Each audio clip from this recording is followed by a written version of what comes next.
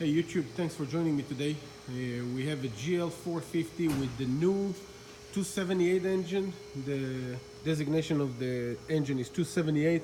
It's a bi-turbo and it's got a misfire on cylinder 7. We did compression test and found out that there is no compression on cylinder 7. Going to take the engine out. Car got 55,000 miles, so it's outside the Mercedes warranty. I'm going to take the engine out and take a look at the engine. So if you're subscribed to my channel and you want to see how the engine looks outside, I haven't seen anybody that had this engine out already. Besides salvage cars, maybe cars with accidents. But other than that, we'll have the engine out probably sometimes the end of tomorrow. And we'll open bank 2. That's where cylinder 7 is. We'll take a look at the head.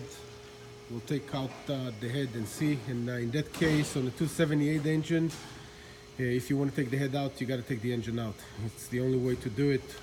Wiz says the first step in ordering to take the engine out, to take the head out, is to remove the engine.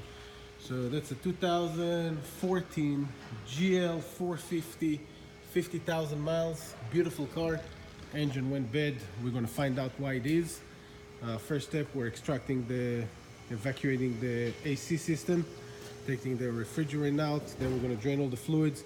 I'm still not sure what the approach, how we're going to remove the engine. There is a possibility we'll take it with the transmission or just drop the transmission and take the engine. We'll figure that out in about a couple of hours. But if you follow my channel, stay tuned, watch the videos. I'll upload few videos that will show how the engine comes out and how it looks outside. So if you're curious about this engine and you want to see how it looks with all the turbos and everything, stay tuned, subscribe to my channel if you're not already subscribed, and we'll follow up. We'll see what happens. Thanks for watching.